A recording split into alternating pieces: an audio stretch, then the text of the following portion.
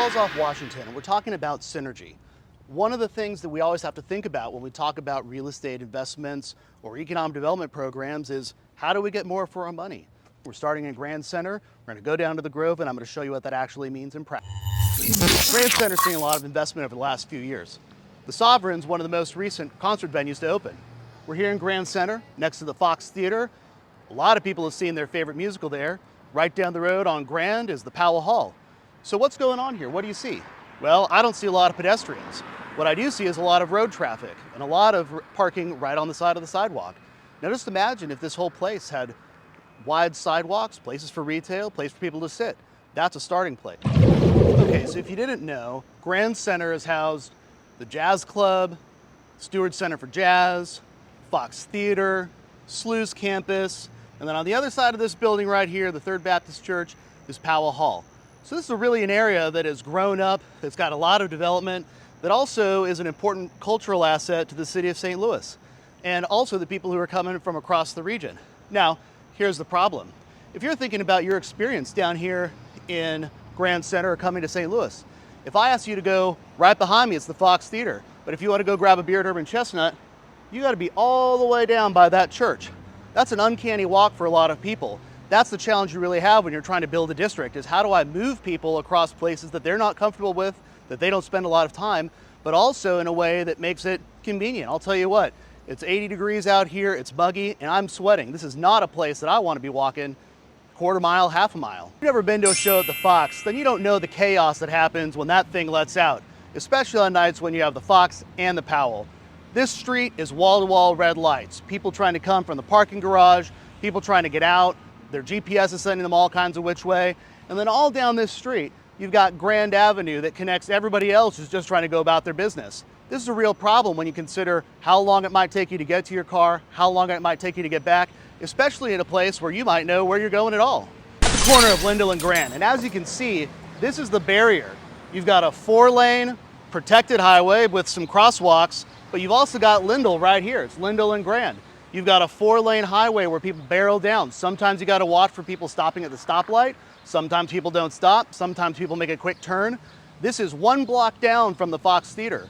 So the question we have to ask ourselves is, how are we supposed to get somebody from Urban Chestnut and Grand and down by the Sovereign to Fox Theater and then beyond this uncanny valley, which is our next stop? 4 lanes, 5 lanes, 6 lanes, turn lanes, unprotected lanes. That's how much it takes. I think I counted about 26 different lanes you'd have to cross to get from the Fox Theater to the City Foundry. If you haven't been to City Foundry, by the way, Lawrence Group, New and Found, Steve Smith, they've done an amazing job down here, and they're still adding more capacity. We're right across from IKEA. We're a block away from SLU and apartments there. This is an area where there's a lot of activity, a lot of tax revenue, a lot of density. But you can even see the traffic right behind me.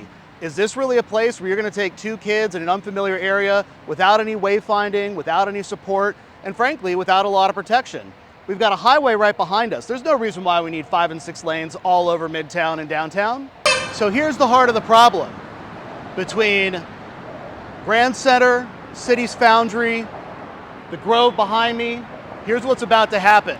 Over the next 3 years, the Missouri Department of Transportation has a plan to close the eastbound lane bridge so they can repair the potholes and the holes in there. Then what's going to happen? Another year and a half, they're going to close the westbound bridge. So we're going to have 3 years of disruption in downtown St. Louis. We've talked about getting rid of the highways. Why not make this a boulevard like Lakeshore? Move the traffic out of Central West End, Grand Center, through the Central Corridor, move it on to this Lakeshore type boulevard, and get rid of 4-lane roads like this. I'll tell you what you could do. You could start to connect these areas. What happens if the Grove and City Foundry are an extension of one another? What happens when we take this uncanny valley and this barren, desolate path that's probably almost 3/4 of a mile from where I'm standing to the heart of the Grove? So an urban planner might tell you, it's no big deal.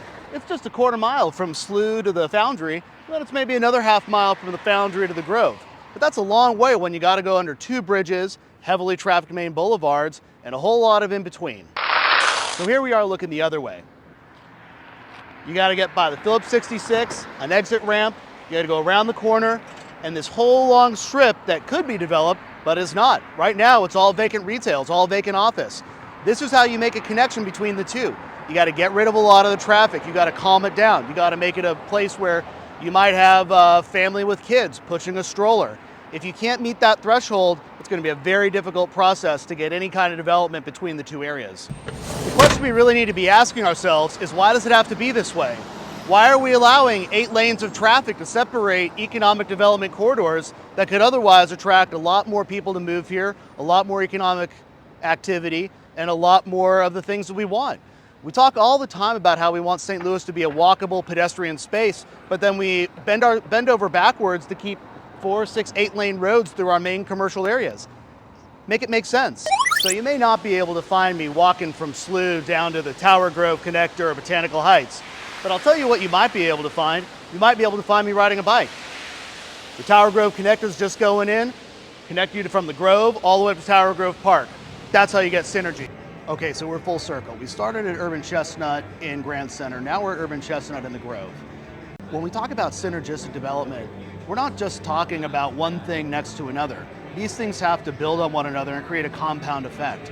If I can walk or bike, go by myself, go with friends, go from where I live to where my friends are, or vice versa, that's how you start getting synergistic development. And what might happen over time is that somebody figures out that in-between space is where they need to invest.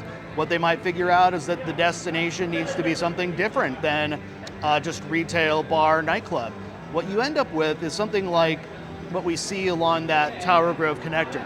You've got Tower Grove Park, you've got the residences, you've got Botanical Heights as a stop, then you have the Grove, then you have that uncanny valley between the Grove and City Foundry, and then you get up to Grand Center.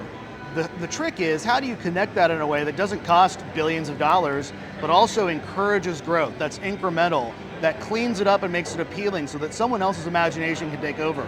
That's the key in getting the market to move on its own. Someone with less imagination than the real front-running artist has to be able to make sense of the investment thesis, and that's where we are today. And the thing is, there's no plan that tells you how people are going to behave. The plan you might have had 10 years ago is probably going to be different than today. The generation changes, the consumption habits changes, the preferences change. In fact, what we see right now is all these districts that plan for bars and nightclubs to come back, the young people aren't doing it. If you thought that you were going to deliver growth through bars, restaurants, nightclubs, and a 24/7 city, you're out of luck. Okay, short postscript. The whole point of the video was to talk about connectivity between different districts and what that means for the in-between space.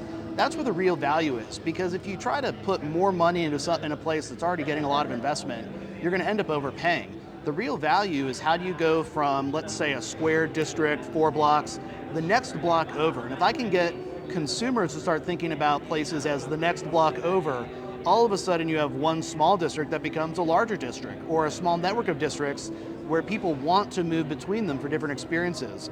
I think so often what we get into is everything has to be the same, or every little neighborhood or every little district has to have the same amenities, a bakery, a bar, a neighborhood bar, a restaurant, or some other specialty, and I think that's just really not true.